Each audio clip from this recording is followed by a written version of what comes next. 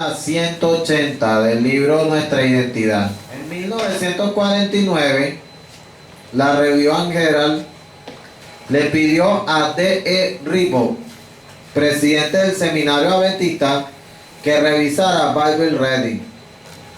¿Ve? Al presidente del seminario adventista, la misma Review and Herald en 1949 fue lo que le pidieron que revisara el libro Bible Reading, de donde sacaron la cita de esa grandota que les leí. ¿Se acuerdan? Que se la acabo de leer hace rato. Bien, aquí dice, en la nueva edición, mira lo que pasó. Se eliminaron las referencias acerca de la naturaleza pecaminosa y de las tendencias al pecado. O sea, ya ustedes están viendo que es tendencioso el trabajo que están haciendo. Y es algo que es objetivo, pues. Que eliminaron en la nueva edición las referencias acerca de la naturaleza pecaminosa y de las tendencias al pecado. Y se incluyó la declaración que en todo lo que se asemeja a Cristo a nosotros, miren cómo lo dice, es un misterio de la encarnación que los hombres nunca han podido resolver. O sea, para sellar el tema y que no haya debate, no, eso es un misterio. Eso es un misterio. ¿Están viendo? Ahora dice así, en la página 181, sigo leyendo. Este cambio bastante pronunciado no atrajo muchos encendidos comentarios en su momento, aunque sí lo haría a finales de la década de 1950. Para aquel entonces, Andreasen y sus seguidores asumirían que el cambio era parte de una conspiración para dar al traste con el adventismo tradicional. Un estudioso del tema observó que entre 1940 y 1955 hubo una tendencia a eliminar de las publicaciones adventistas, mira cuál era la tendencia, a eliminar de las publicaciones adventistas los términos pecaminosa y caída de todas las publicaciones. Acaba de leer eso en cuanto a la naturaleza de Cristo, cuando se aplicaban a la naturaleza humana de Cristo. Varias razones motivaron el cambio. Primero, aunque es cierto que algunos evangélicos no podían diferenciar entre la condición de pecador y las tendencias pecaminosas, malinterpretaban dichas declaraciones. También es cierto que muchos no adventistas creían que esta enseñanza era herética, aun cuando los que eliminaban dichas frases eran conscientes de las opiniones de los demás protestantes. Aquellas declaraciones no eran la única o la principal motivación para los cambios. Por una parte, algunos destacados protestantes se adherían a la teología de las tendencias al pecado, mientras que por otra los dirigentes denominacionales que habían ideado el cambio también apoyaban otras doctrinas que eran consideradas herejías por la mayor parte de los protestantes, como el sueño de la muerte, el sábado y el ministerio profético de Elena G. de White. La principal motivación para el cambio parece haber sido, vean lo que dice, las convicciones revisadas que surgen del estudio de la Biblia y del estudio de los escritos de Elena de White, según él. Y que estudiando la Biblia y la hermana White se dieron cuenta que habían que cambiar. Sí, Luis. Dice, antes de dejar el tema de la naturaleza humana de Cristo, debemos notar que las controvertidas notas en las impresiones que se hacen de Bible Reading entre 1915 y 1949 no aparecen en las que se hacen entre 1888 y 1915, según él. Página 192 del libro Nuestra Identidad en adelante. Miren lo que dice aquí. Aquí ustedes van a ver los otros cambios y quienes fueron también causantes y participantes de esto. Dice así: primera opción, identificación del adventismo histórico. Página 192, dice así: a raíz de la publicación del artículo de Donald Gray Barnhouse, ¿son cristianos los adventistas del séptimo día? Mira cómo venían los evangélicos, ¿no? A darle con toda la iglesia adventista. O sea, poner en duda si eran verdaderamente cristianos o no. Estaban estaba en una interrogante. Y este Donald Grey Barnhouse, él tenía una revista que se llamaba Eternity. Dice aquí, en la revista Eternity, en septiembre de 1956, ahí publicó él ese artículo. ¿Son cristianos los adventistas del séptimo día? Entonces dice así,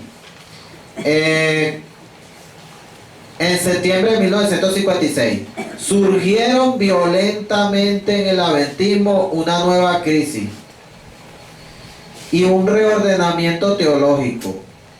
En dicho artículo, con la aparente aprobación, miren de quién, del L.E. Froom, Leroy Edwin Froom, y R.A. Anderson, Roy Alan Anderson, dirigentes de la Asociación Ministerial de la Asociación General. Dice así, Barnhouse relegó públicamente a M.L. Andreasen, el más destacado teólogo adventista de las décadas de 1930 y 1940, y a su teología, a la marginalidad lunática del adventismo. E insinuó que Andreasen y sus seguidores eran parecidos a los irresponsables de mirada desquiciada que se encuentran en cualquier parcela del fundamentalismo cristiano. A modo de contraste, Barnhouse puso su sello de aprobación sobre la sensata dirigencia de la iglesia, entre comillas, ¿no? que está decidida a poner freno. Mira lo que le prometieron los dirigentes. Está decidida a poner freno a cualquier miembro que trate de expresar ideas que difieran de la de los cabales dirigentes de la denominación. Eso es lo que decían ellos, ¿ves? Que estaban dispuestos. O sea, tranquilo que nosotros nos encargamos. Aquel que se vuelva loco, el que quiera llevar a la contraria a los dirigentes que estamos haciendo estos cambios, bueno, le ponemos freno. Y hoy en día ya lo vemos. Después de Semana Santa están borrados. Eso es lo que dicen ya algunos. Dice así, Barnhouse concluyó diciendo que se alegraba de decir que nos complace hacerle justicia a un grupo de sinceros creyentes que han sido tan denigrados y distinguirlos en nuestras mentes y corazones del grupo de consumados herejes formados por los testigos de Jehová, los mormones y la Iglesia de Cristo científica, y reconocerlos como hermanos redimidos y miembros del cuerpo de Cristo. Eso era lo que estaban buscando los dirigentes apostáticos de la iglesia adventista, que los reconocieran los evangélicos. ¿Y para qué? O sea, si tú me vas a decir, tú no eres cristiano porque tú crees que Cristo tomó una naturaleza pecaminosa, amén, pues, ¿cuál es el problema? Si tú no lo quieres aceptar. Eso salió en la revista Eternity en septiembre de 1956, páginas 6, 7 y 45. Ahora sigue acá la historia. Entre la primavera de 1955 y el verano de 1956, aquí fue donde empezó mayormente el desastre, se celebró una serie. Mira cuántas veces se reunieron los dirigentes adventistas con el evangélico Walter Martin y Barnhouse, que fue el que escribió la revista Eternity. Miren cuántas veces se reunieron. Se celebró una serie de 18 reuniones, donde participaron Froom, Anderson y Walter E. Riad, W.E. Riad, director del Instituto de Investigación Bíblica, nada más y nada menos. Dice aquí, junto a Barnhouse y a Walter Martin, especialistas en sectas religiosas norteamericanas, que había sido comisionado por la casa editora Sonderbank para que escribiera un libro acerca del adventismo. De aquel cónclave surge una proclamación sin precedentes respecto a la ortodoxia del adventismo realizada por Martin, aquel destacado dirigente del movimiento evangélico conservador. Martin había leído ampliamente la literatura adventista y llegó a las reuniones con una lista de preguntas relacionadas con las creencias de la iglesia adventista. Aquellas preguntas abarcaban un amplio abanico de la teología adventista. Ya ustedes van a ver hacia dónde apuntaban las preguntas de Walter Martin. Dice así: sin embargo, resaltaba 4 aspectos en el análisis de Martin. 1. Que la expiación de Cristo no se había completado en la cruz. Allá el hombre iba a atacar ese punto. 2. Que la salvación es el resultado de la gracia unida a las obras de la ley. Eso es un análisis que él hizo, pero los adventistas no creían así como tal. O sea, eso es una cuestión añadida de ellos. Porque claro, la hermana White en sus escritos y los pioneros hacían énfasis en la obediencia. O sea, si Cristo te da su justicia, tú tienes que obedecer los mandamientos. Así se manifiesta la justicia de Cristo, en obediencia a la ley. 3. Que el Señor Jesucristo, mira lo que destacaba Walter Martin y cómo quería etiquetar a los adventistas, era un ser creado, no totalmente eterno. Sabemos que los pioneros decían que era ¿qué? Engendrado. Y que no era coeterno. Entonces él iba por ese punto también. Estamos viendo que el evangélico venía con todo y ellos en vez de enfrentarlo y mostrarle que estaban en un error, claro, ahí se ve que estaban siendo colaboracionistas con los evangélicos, con Walter Martin y Van House. Dice así, 4. Que Jesús asumió la naturaleza caída y pecaminosa del hombre en el momento de la encarnación. Todo eso sale en Nuestra Esperanza, noviembre de 1956, página 275. Y aquí en el libro, en la página 193. ¿Qué punto venía atacando Walter Martin? El tema de la expiación, el tema de la salvación, que está relacionado con la justificación por la fe, que Jesucristo no era un ser creado, que la iglesia adventista decía que Jesucristo era un ser creado, según Walter Martin, no totalmente eterno, y que Jesús asumió la naturaleza caída y pecaminosa del hombre. Todas las preguntas de él giraban en torno a esos temas. Hizo un cuestionario bien grandote, ¿oyeron? Son los puntos principales. Y son los puntos principales de la fe adventista. Por eso es que la hermana White decía claramente que no podemos apartarnos del fundamento de la verdad, porque apartarlo sería apostatar. Y además de eso, ella te habla claramente que la cita que les mencioné en cuanto a este punto del fundamento de la fe, se me fue la idea, la cita tenía que ver con... Sí, pero ella usa una palabra en cuanto a esto. ¿Ah? Sí, lojitos, pero había una frase que estaba pegada con esa cita, que era la que iba a utilizar. Bueno, ahorita me recordaré con la ayuda de Dios. Bien, están estos 4 puntos. Mira, dice que ningún hombre entre en la obra, destruyendo los fundamentos de la verdad que han hecho de nosotros lo que somos. Exacto. Lo que hacía de ellos, lo que eran los fundamentos.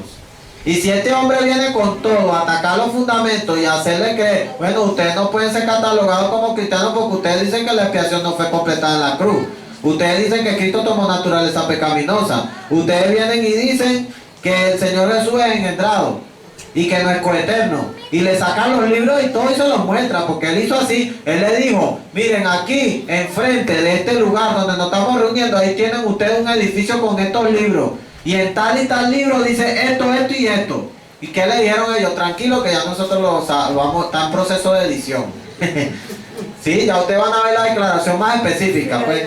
No, ellos respondieron, le salieron al paso. Tranquilo que eso lo estamos resolviendo. Claro, porque ya sabían sistemáticamente lo que querían hacer. Ahora dice acá, miren cómo lo dice acá.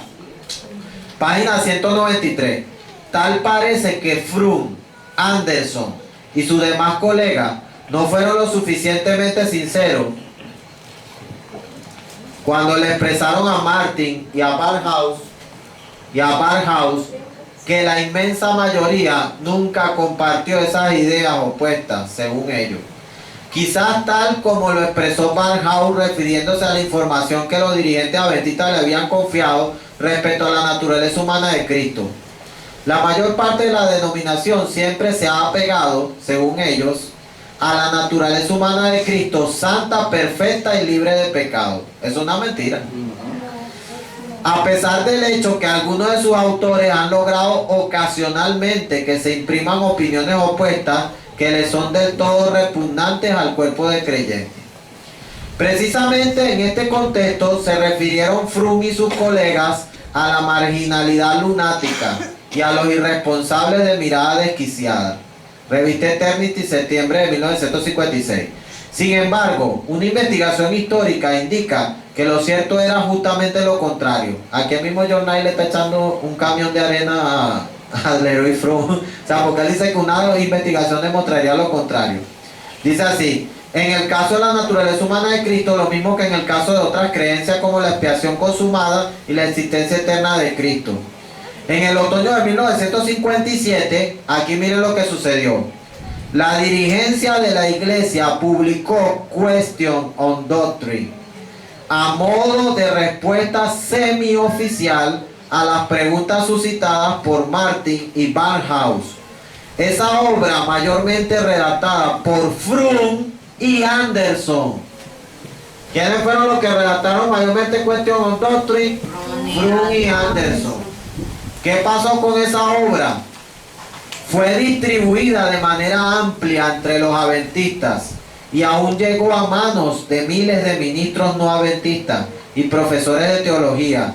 Para 1970, Fromm estimaba que la circulación total sobrepasaba los 138.000 ejemplares, distribuyendo la herejía a 3 por locha, por todos lados. Con pocas excepciones, Question on Doctrine presentaba la teología adventista de una manera muy similar a la utilizada por la denominación, según él, antes de 1950. Esto es una total mentira. Sin embargo, las excepciones harían que Question on Doctrine se convirtiera en un libro altamente controvertido. La reacción al mismo se desarrollaría con el tiempo como un movimiento aparte dentro del adventismo. Martin publicó su respuesta a Question on Doctrine en la editorial Sonderbank en 1960 con el título La verdad acerca de los adventistas del séptimo día. Trató la teología adventista con un gran respeto y llegó a la conclusión de que los adventistas eran de hecho cristianos y no una secta. Por otro lado, señaló lo que consideraba eran errores y debilidades en la teología adventista. La Asociación Ministerial Adventista respondió al libro de Martin mediante 16 esclarecedores artículos publicados en la revista Ministry, que luego la iglesia publicaría en forma de libro con el título Discusiones Doctrinales.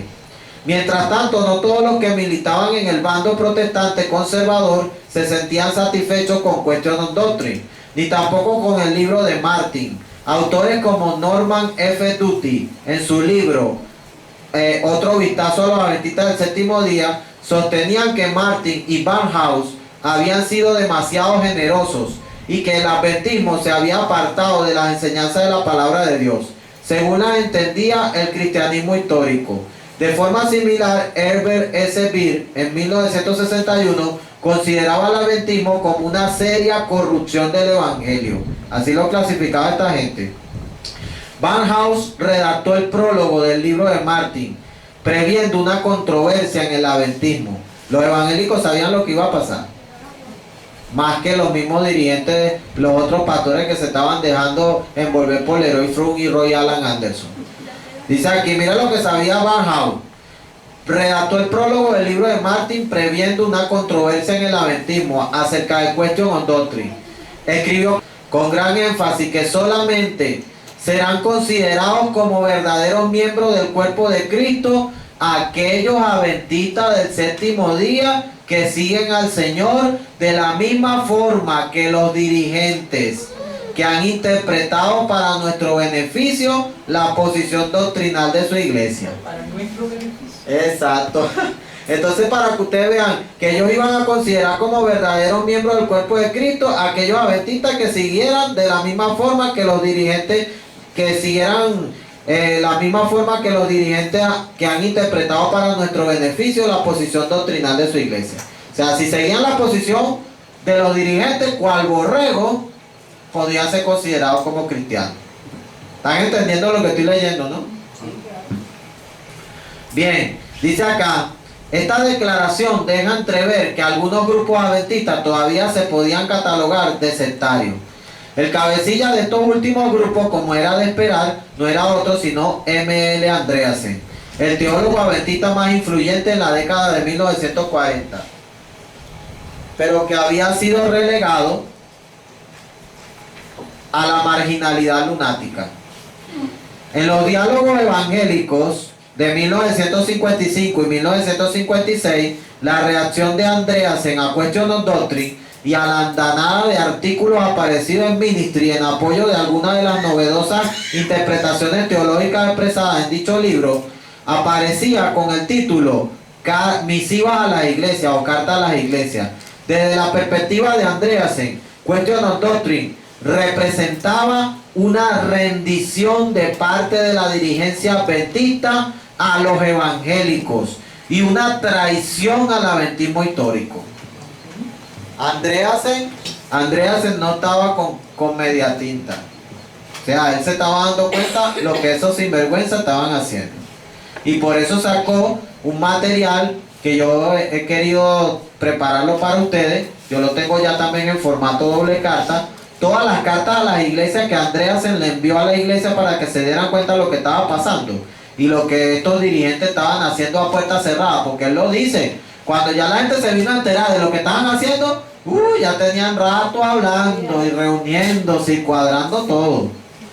Y Andreasen explicó, miren señor, esto que está pasando aquí, esto es la apostasía omega. También identificó así Andreasen los cambios doctrinales que estaban generando los líderes adventistas, como la apostasía omega. ¿Qué hicieron con Andreasen? Como se volvió una piedra en el zapato y empezó a sacar materiales y empezó a atacar lo que estaban haciendo los dirigentes, le quitaron las credenciales de pastor. Y después que se murió, se la devolvieron póstumamente. Sí. Sí, porque entonces ellos creían, los muertos nada saben, pero Andreasen sí te podía recibir la credencial después de muerto. Porque la conciencia los estaba atacando. ¿Saben? Andreasen, experto en santuario. En la década de 1940-1950, uno de los eruditos más famosos de la iglesia adventista. Y como se les volvió recalcitrante, se les volvió abrasivo y sabía que no le estaba aguantando lo que estaban haciendo, no, lo vamos a quitarnos a este hombre encima, hay que quitarle la credencial de pastor. Y lo tremendo es que lo que yo a veces no entiendo, ¿cómo es posible que estaba pasando todo esto y la infinidad de pastores que había ahí en la división norteamericana con el dedo metido en la boca y dejando que pasara todo eso? Si le van a quitar las credenciales a Andreasen, tenían que haber averiguado, mire, ¿por qué te están quitando las credenciales? No, por esto, y mira lo que están haciendo esta gente. Bueno, no, vamos a hacer una reunión con esa gente. Y si Leroy Frum y Roy Alan Anderson siguen con esta guachafita, los destituimos del cargo. Eso era lo que tenía que haber hecho la iglesia adventista. Destituir de los cargos a Leroy Frum, a Roy Alan Anderson. Hasta el presidente de la Asociación General tenía que ser destituido, porque él también se prestó para esa sinvergüenzura. Y todos fueron cómplices. Exacto, complicidad, pero planificado. O sea, eso fue frío, calculado. Ellos sabían lo que estaban haciendo. Bien, seguimos acá. ¿Y los fieles? Página, iba yo en la 196. Dice así. Dos aspectos enfatizados en Question of Doctrine. Una expiación consumada en la cruz. Así era como estaban presentando los líderes adventistas la teología adventista. Entiendan este punto. Presten atención, no se distraigan. Entiendan este punto. La expiación, como la enseñaba la iglesia adventista en el tiempo de los pioneros, es que se completa en el santuario celestial, en el lugar santísimo. Los evangélicos creen que la expiación se llevó a cabo en la cruz. Y listo. Y ahí, Jesús murió, y si tú aceptas a Cristo, ya estás salvo. Te perdona todo tu Entonces, pecado. salvo, siempre salvo. Y ya tus pecados quedan borrados. Ahora, para un evangélico que tú le vengas y le digas, mira, aceptar el sacrificio de Cristo, eso apenas es el comienzo.